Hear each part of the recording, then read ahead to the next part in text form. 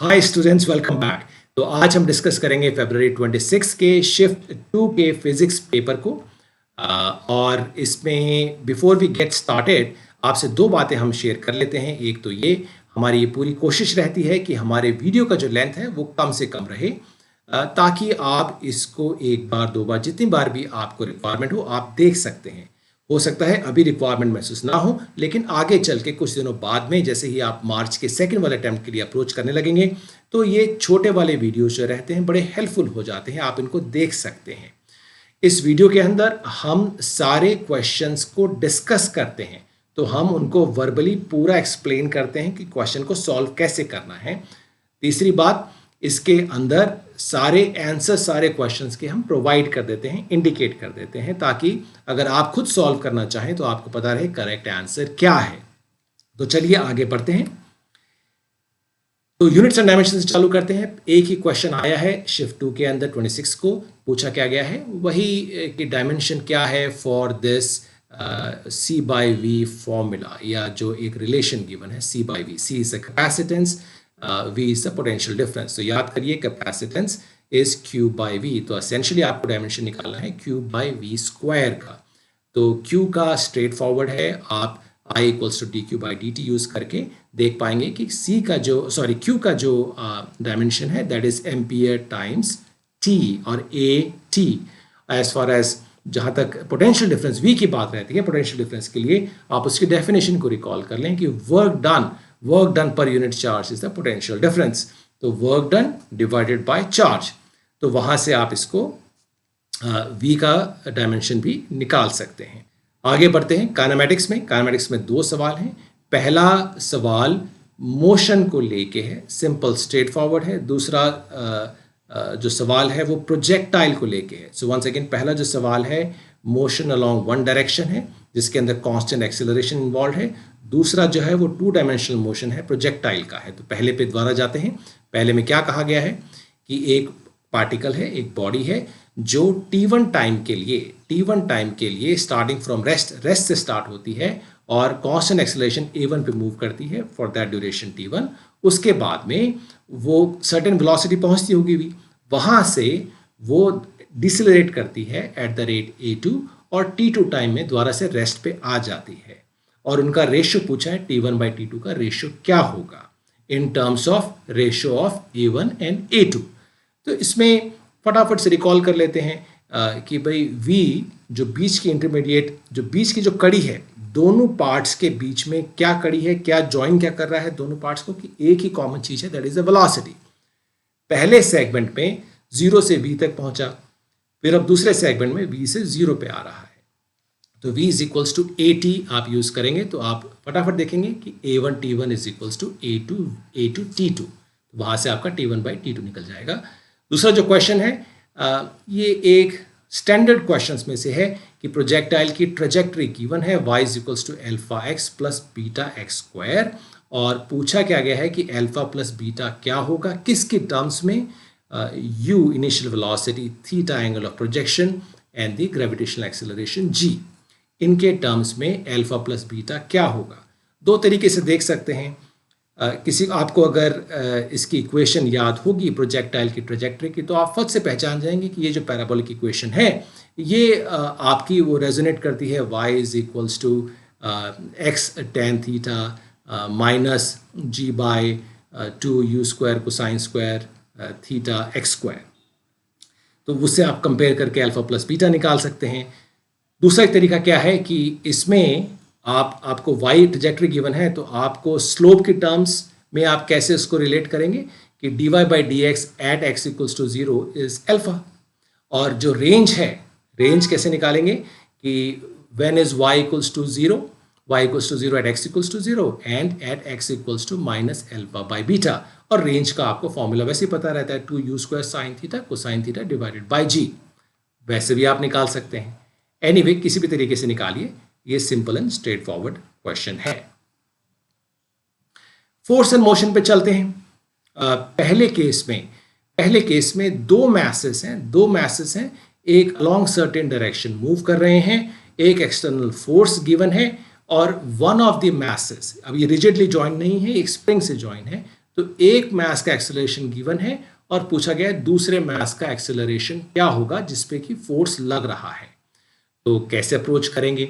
Simple free body diagram आप use कर लें, दोनों मैसेज को तोड़ के देख लें, जो उनके आपस का जो फोर्स है, इंटरनल फोर्स, उसको टी मान लीजिए। तो अगर पिछले वाले पे ये राइट साइड में लग रहा है तो अगले वाले पे ये लेफ्ट साइड में लगेगा, उल्टी डायरेक्शन में लगेगा। तो T will be equals to M A, ये गिवन है।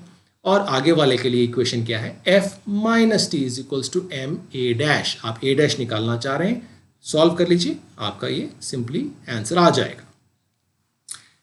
दूसरा जो प्रॉब्लम है उसमें एक ब्लॉक है, ब्लॉक के ऊपर कुछ चार्ज है, वो ब्लॉक स्लोप पे रखा गया है जिसका कोएफिशिएंट ऑफ फ्रिक्शन आपको गिवन है और आपको एक external uniform field, electric field given है इन द हॉरिजॉन्टल डायरेक्शन। कहने का मतलब है इस मैस पे कौन कौन से फोर्सेस लग रहे हैं? इलेक्ट्रोस्टैटिक फोर्स है in the horizontal direction towards the right, gravitational force in the downward direction, आपका जो फ्रिक्शनल फोर्स है that is pointing along the slope in the upward direction, आपका जो नॉर्मल फोर्स है that is pointing perpendicular to the incline. अब इनको आप forces को रिजॉल्व कर लीजिए, किसके अलोंग द इंक्लाइन। निकालना क्या चाह रहे हैं? निकालना ही चाह रहे हैं ब्लॉक को कितना टाइम लगेगा ऊपर से नीचे आने में। इसका मतलब है फ्रिक्शनल फोर्स, क्योंकि हमारे पास काइनेटिक फ्रिक्शन की बात कर रहे हैं तो frictional force will be mu times N. इन सारी पीसेस ऑफ इंफॉर्मेशन यूज करके आप एक्सेलरेशन ए निकाल लीजिए by resolving forces in along the incline. तो अलोंग द इंक्लाइन फोर्सेस को रिजॉल्व कर लीजिए, उसको इक्वेट कर दीजिए एम टाइम्स एक्सेलरेशन, आपका एक्सेलरेशन आ गया। उसके बाद सिंपली आप S is equals to half A T square से टाइम पीरियड निकाल सकते हैं, time it takes for the block to come down. आगे बढ़ते हैं। रोटेशन में एक सवाल है, स्टैंडर्ड सवाल है। क्या सवाल है? दो मैसेज गिवन है, एक है व्हील और दूसरा है some let's say some point mass m, और m लीनियर मोशन करेगा और जो व्हील है वो आपका एंगुलर मोशन में है, और उन दोनों का मोशन कनेक्टेड है बिकॉज वो दोनों कॉर्ड से कनेक्टेड है। तो at any point in time अगर मास m वेलोसिटी v से मूव कर रहा है तो that will be related to the angular velocity. कैसे? v is equals to omega r। ये हमेशा हर टाइम के लिए ट्रू है। पूछा क्या गया है कि जब ये मास m हाइट h से डिसेंड करता है तो एंगुलर स्पीड क्या होगी। अब इसको दो तरीके से अप्रोच कर सकते हैं, या आप कंजर्वेशन ऑफ मैकेनिकल एनर्जी लगा सकते हैं, क्योंकि कोई डिसिपेटिव फोर्स नहीं है, कोई हम फ्रिक्शन की बात नहीं कर रहे हैं। और एज फार एज अपना दूसरा तरीका है, दूसरे तरीके के अंदर आप force equals to mass time acceleration for the block for the mass m and tau equals to I alpha, जो आपके Newton second law in translational form and the angular form, वो यूज करके भी सॉल्व कर सकते हैं। Energy वाला बड़ा सिंपल अप्रोच है। तो mgh is equals to half mv square plus half I omega square, where v is equals to omega r। आगे बढ़ते हैं। ग्रेविटेशन का सवाल है। ये बताया गया है कि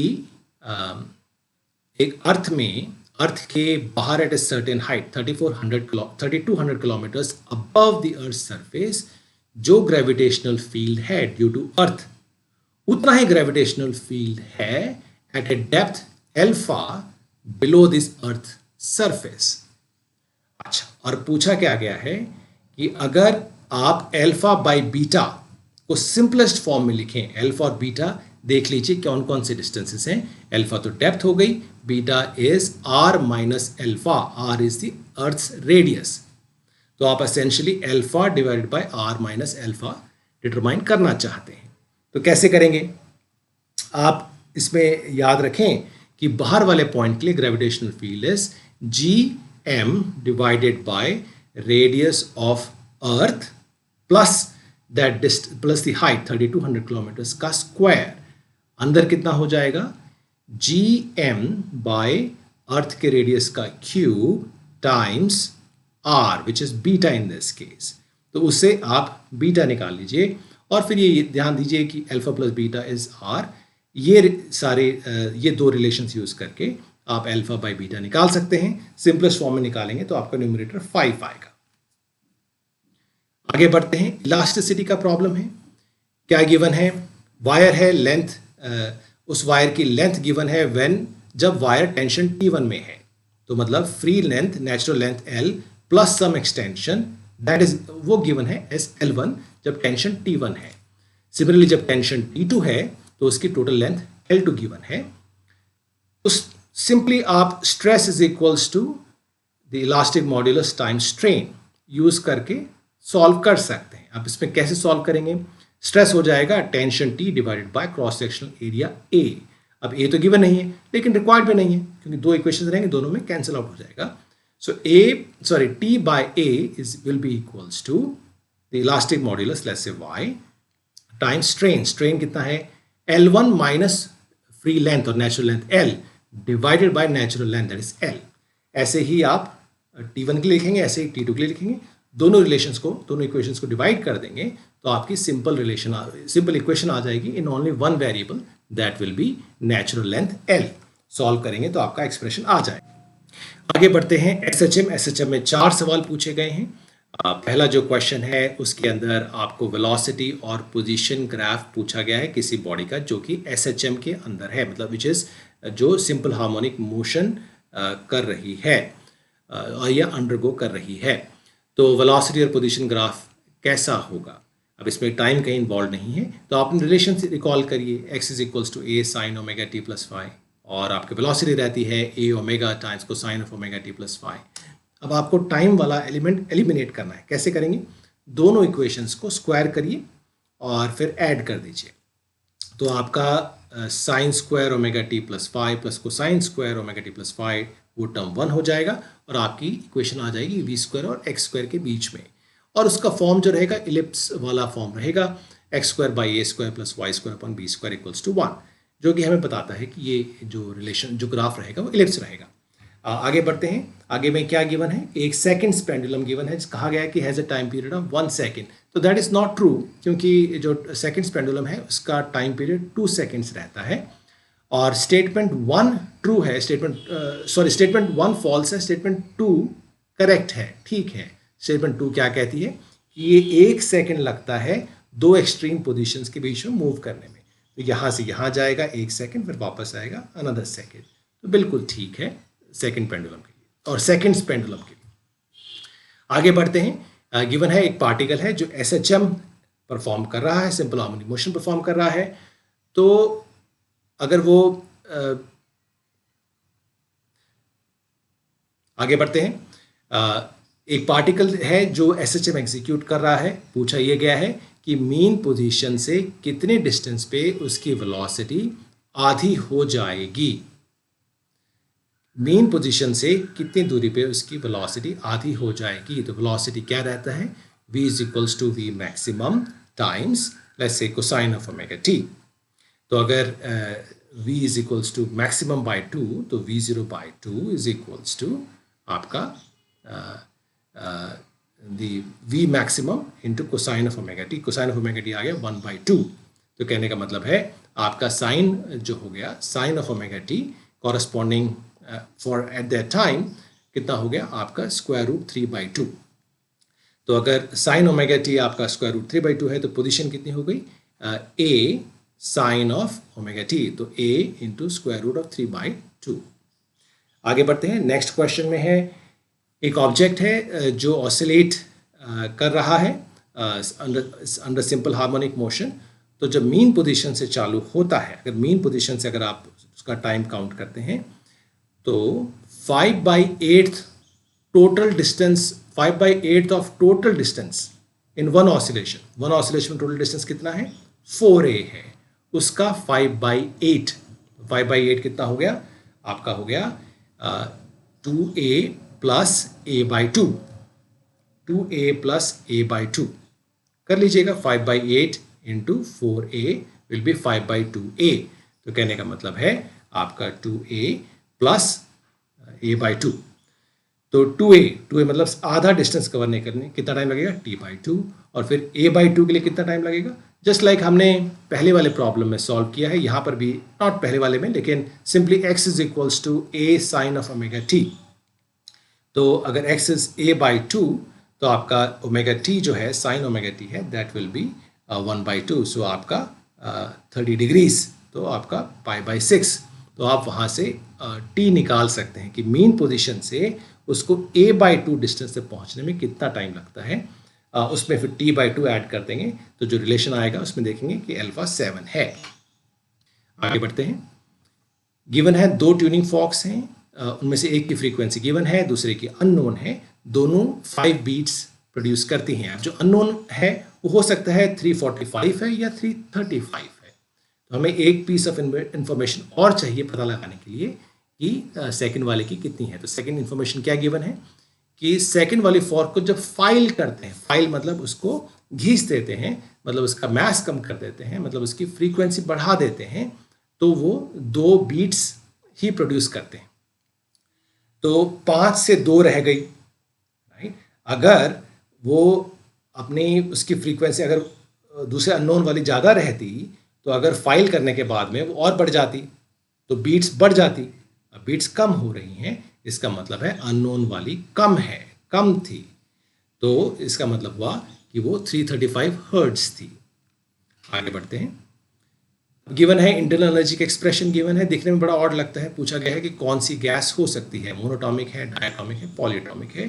तो कैसे पता लगाएंगे गैस का? हम ये देखते हैं कि change in internal energy is, we know it is given by NCV/dt। Gas के लिए ये ट्रू रहता है। तो वहाँ से हम बताते हैं कि CV, so delta U is equals to NCV/ΔT। तो CV जो है नॉर्मली हमें ये गिवन होता है, मोनोटॉमिक है तो CV होगा 3/2R, डायटॉमिक है तो आपका 5/2R, so and so fourth. अब हमें यहाँ पर ये गिवन नहीं है, हमें ये गिवन है U is equals to 3PV। तो इसमें DU कितना हो गया? सो DU इज इक्वल्स टू आपका 3, अब PV को आप NRT लिख लीजिए तो आ जाएगा 3NR/ΔT, 3NR/ΔT। अब 3R, अच्छी बात। तो मोनोटॉमिक के लिए 3/2R होता है CV, तो वो होता है 1.5R। डायटॉमिक में 5 डिग्रीज ऑफ फ्रीडम रहते हैं, तो वो हो गया आपका 2.5। लेकिन ये तो 3R है। अगर डायटॉमिक के अंदर वाइब्रेशनल डिग्रीज ऑफ फ्रीडम भी होती तो वो 3.5 हो जाता, 3 नहीं होता। इसका मतलब ना तो ये मोनोटॉमिक है ना ये डायटॉमिक है, ये पॉलीटॉमिक हो सकता है। पॉलीटॉमिक ही आपका करेक्ट आंसर रहेगा। आगे बढ़ते हैं। एक गैस गिवन है जो एक थर्मोडायनामिक प्रोसेस अंडरगो करती है। वो थर्मोडायनामिक प्रोसेस क्या गिवन है? V is equals to KT⁻²/3।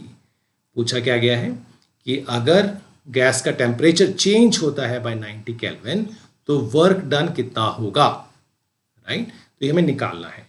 तो जब भी ऐसा हो तो उसको उस फॉर्म में कन्वर्ट कर लें, समथिंग सिमिलर टू PV⁻⁻। क्यों? उस फॉर्म के लिए हमारे पास वो जो इक्वेशन है, वर्क डन है, वो हमें मेमोराइज्ड है, दैट इज nRT2-T1 अपॉन γ-1। तो V इक्वल्स टू KT⁻²/3 को उस फॉर्म में कैसे कन्वर्ट करेंगे? PV इक्वल्स टू nRT, तो ट्रू रहता ही है, आइडियल गैस है, गिवन है। तो आप T को एलिमिनेट कर दें तो आपका आ जाएगा PV⁻⁻1/2 is equals to constant. तो वहाँ से आप सिंपली, तो आपका gamma, corresponding gamma in this case is -1/2, work done के एक्सप्रेशन को यूज़ करने के लिए, ठीक है।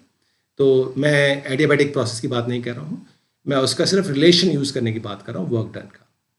तो वहाँ से आप सिंपली ये निकाल लेंगे, आपका आंसर 60 आ जाएगा for the value of R, sorry for the value of X। आगे बढ़ते हैं। इलेक्ट्रोस्टैटिक्स में 2 क्वेश्चन हैं। पहला क्वेश्चन है वो स्टैंडर्ड है, इतना ही पूछ रहे हैं, इतना ही नॉलेज यूज़ करना है कि एक स्फेरिकल चार्ज डिस्ट्रीब्यूशन के लिए पोटेंशियल कितना रहता है, और पोटेंशियल रहता है Q/4πε0R। अगर वो सारा जो चार्ज है सरफेस पे है, तो हम ये मान के चल रहे हैं कि ड्रॉप है, कंडक्टिंग है, तो सरफेस पे ही है। अच्छा, तो उसके अंदर ये जो और अब इसमें 27 ड्रॉप्स को कंबाइन कर देते हैं, तो चार्ज कितना हो जाएगा? 27Q हो जाएगा। और रेडियस कितना चेंज होगा? रेडियस चेंज होगा तो आप देख लीजिए टोटल वॉल्यूम कितना है 27 का, उसको इक्वेट कर दीजिए 4/3 पाई, जो भी रिजल्टेंट R रहेगा उसका Q। तो आपका निकल के आएगा कि जो नया R है that will be 3 times the original R. तो इसका मतलब है कि आपका जो पोटेंशियल ड्रॉप है वो 90 टाइम्स 90 वोल्ट्स निकलेगा। आगे बढ़ते हैं। क्या गिवन है? दो हॉलो स्फीयर्स हैं जिसमें दोनों में चार्ज क्यू है, यूनिफॉर्मली डिस्ट्रीब्यूटेड है। तो ये मत मानिएगा कि ये मेटालिक है, कंडक्टिंग है तो बाहर रहेगा, ऐसा कुछ नहीं है। हॉलो स्फीयर्स गिवन है, यूनिफॉर्मली डिस्ट्रीब्यूटेड चार्ज हैं। तो यूनिफॉर्म डिस्ट्रीब्यूशन का मतलब क्या रहता है कि उसके उस डिस्ट्रीब्यूशन, उस यूनिफॉर्म डिस्ट्रीब्यूशन की वजह से अंदर जो हॉलो पार्ट है, जो कैविटी है, उसके अंदर कोई इलेक्ट्रिक फील्ड नहीं होगा। इतना ही उस शेल थ्योरी से आप ये कंक्लूड कर सकते हैं। तो बाहर वाले चार्ज की वजह से अंदर इलेक्ट्रिक फील्ड नहीं होगा। अब दो सिनेरियोज गिवन है। पहले सिनेरियो के अंदर स्फीयर के अंदर एक डाइपोल है, दूसरे के अंदर कुछ नहीं है। पूछा क्या गया है कि अंदर इलेक्ट्रिक फील्ड और flux link with the spheres, वो फ्लक्स मैं मान के चल रहा हूँ, ये बाहर की बात कर रहे हैं कि बाहर का जो सरफेस है उसके फ्लक्स की बात कर रहे हैं। तो पहले बात करते हैं इलेक्ट्रिक फील्ड। तो इलेक्ट्रिक फील्ड जब डाइपोल अंदर है तो वो डाइपोल की वजह से इलेक्ट्रिक फील्ड रहेगा अंदर, तो इलेक्ट्रिक फील्ड जीरो नहीं होगा। दूसरे वाले में जीरो रहेगा। क्यों? जैसे कि मैंने भी एक्सप्लेन किया, यूनिफॉर्म स्फेरिकल डिस्ट्रीब्यूशन में की वजह से अंदर की तरफ शेल थ्योरी के अकॉर्डिंग कोई इलेक्ट्रिक फील्ड नहीं रहता है, तो E2 will be zero. As far as flux is concerned, तो बाहर की तरफ अगर आप देखते हैं, surface of the sphere, outer surface of the sphere देखते हैं, तो फ्लक्स तो रहेगा ही। क्यों? नेट चार्ज तो है ही, दोनों में नेट चार्ज बराबर रहेगा। तो अगर बाहर के स्फीयर की बात करते हैं तो फ्लक्स दोनों के केस में phi1 will be equals to phi2, that will not be equals to zero. अच्छा, अब आगे चलते हैं। करंट इलेक्ट्रिसिटी का सवाल है। पूछा ये गया है कि कोई वायर है, रेजिस्टेंस वायर है, जिसको आप 25% से स्ट्रेच कर लेते हैं, तो रेजिस्टेंस कितना चेंज होगा? तो रिकॉल करें, resistance is rho L by A, जिसको आप वैसे भी लिख सकते हैं rho L square by volume. अब जब भी किसी वायर को स्ट्रेच करते हैं तो वायर की लेंथ बढ़ती है, उसका क्रॉस सेक्शनल एरिया कम होता है, लेकिन वॉल्यूम कांस्टेंट रहता है।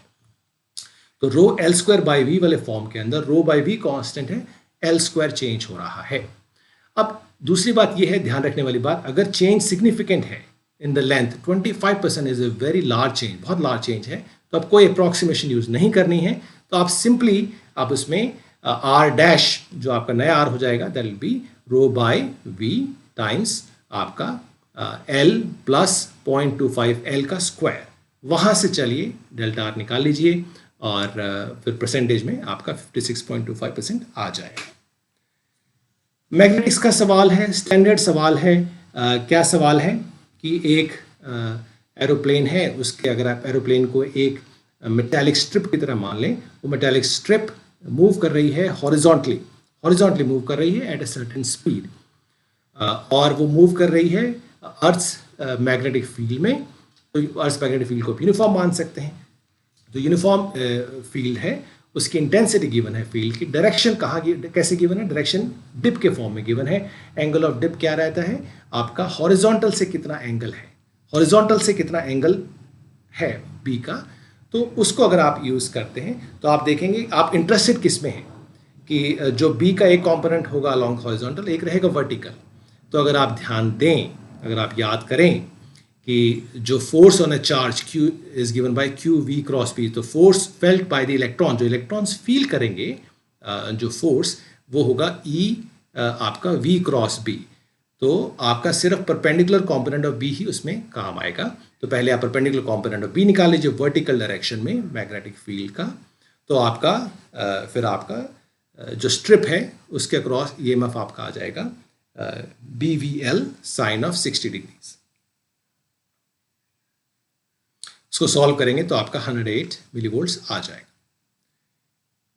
स्टैंडर्ड क्वेश्चन है आपका AC सर्किट का, RLC circuit, series RLC circuit given है और सारी चीज़ें आपको गिवन है। आपको ओमेगा ड्राइविंग फ्रीक्वेंसी गिवन है, आपको मैक्सिमम वोल्टेज गिवन है 30 वोल्ट्स, आपको रेजिस्टेंस L की वैल्यू, आपको C की वैल्यू, सारी चीज़ें गिवन है। आप simply I max is equals to V max divided by square root of R square plus reactance of the inductor minus reactance of the capacitance का square, ये expression use करके आप इस पर निकाल सकते हैं। ध्यान ये रखना है कि, और याद ये रखना है, ये कैपेसिटेंस रिएक्टेंस कैसे डिफाइन करते थे, XL is driving frequency times the inductance, और कैपेसिटेंस के केस में रिएक्टेंस होता है 1 divided by driving frequency times the capacitance. आगे बढ़ते हैं। ऑप्टिक्स के अंदर 3 क्वेश्चंस देखे गए हैं, बड़े सिंपल स्ट्रेट फॉरवर्ड क्वेश्चन है। पहला जो क्वेश्चन है वो आपके लॉज ऑफ रिफ्रैक्शन को टेस्ट कर रहा है बड़े हल्के तरीके में। दूसरा जो क्वेश्चन है वो आपका ऑप्टिकल इंस्ट्रूमेंट से रिलेटेड है। तीसरा जो क्वेश्चन है वो प्लेन मिरर की ज्योमेट्री को यूज करते हुए आंसर करना है। तो पहला जो क्वेश्चन है उसके अंदर ये बताया गया है कि अगर आप 3 यूनिट वेक्टर्स मान लें A B C along the incident ray, along the refracted ray, along the normal ray, तो इनमें से कौन सा ट्रू रहेगा। तो वैसे तो आप इसमें फटाफट देख सकते हैं कि जो एक्सप्रेशन बी है वो थोड़ा सा ऑड है। क्यों ऑड है? याद क्या रखना है कि ए बी सी तीनों एक प्लेन में रहते हैं, तो बी क्रॉस सी जो वेक्टर होगा वो परपेंडिकुलर हो जाएगा तीनों वेक्टर्स के ए बी सी। तो A dot that perpendicular vector, दो परपेंडिकुलर वेक्टर्स का अगर आप डॉट प्रोडक्ट करेंगे that will be 0, so B will be true. Next question क्या है? सिंपल माइक्रोस्कोप गिवन है, कहा गया है कि angular height of image is same as the angular height of the object. नहीं, वो करेक्ट नहीं है, तभी तो हम माइक्रोस्कोप यूज़ कर रहे हैं, क्योंकि हम चाहते हैं कि हमारी एंगुलर हाइट जो एंगल में अगर आप देखते हैं तो एंगुलर हाइट ऑफ इमेज ज़्यादा रहे, तभी तो हम माइक्रोस्कोप यूज़ कर रहे हैं। दूसरा जो है कि least distance of distinct vision is 25 centimetre. उस 25 से अगर हम नज़दीक आते हैं तो हमारी एंगुलर हाइट बढ़ जाती है। हाँ, बढ़ जाती है, बिल्कुल ठीक है। तो पहला गलत है, दूसरा ठीक है। हाँ, दूसरे केस में ध्यान रखें कि आँख को नज़र नहीं आएगा, धुंधला नज़र आएगा, लेकिन हाँ टेक्निकली एंगुलर हाइट तो उसकी बढ़ी गई। जो तीसरा सवाल है उसमें ये क्वेश्चन पहले भी आ चुका है, तो ये तो बिल्कुल ही रिपीट है, but in any case simple geometry use करनी है।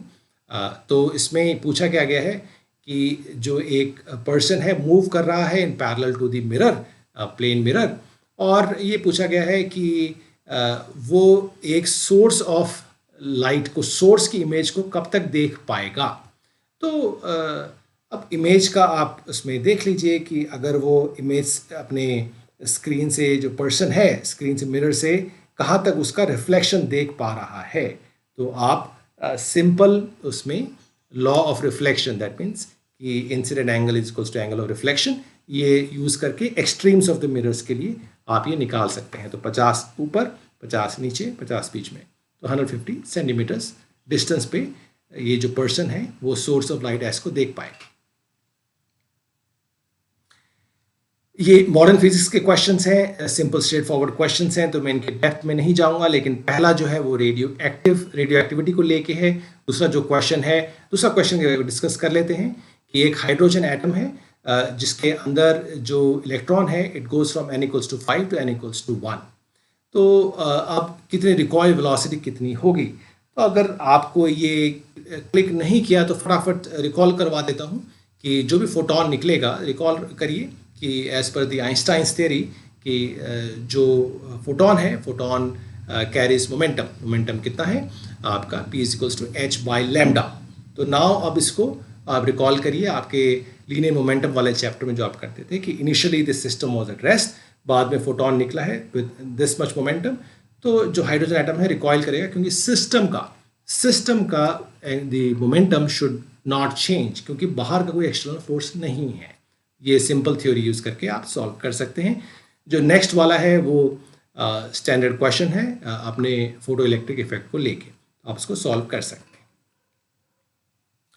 अब ये कम्युनिकेशंस है, कम्युनिकेशंस के अंदर ये गिवन है कि एक कैरियर फ्रीक्वेंसी की विड्थ गिवन है। ये शायद थोड़ा सा फ्रेजिंग में कंफ्यूजिंग है, लेकिन जो 5.4 मेगाहर्ट्ज़ है वो आपकी कैरियर फ्रीक्वेंसी किस रेंज में हो सकती है, वो उसकी रेंज गिवन है, और सिग्नल की बैंडविड्थ गिवन है 90 किलोहर्ट्ज़।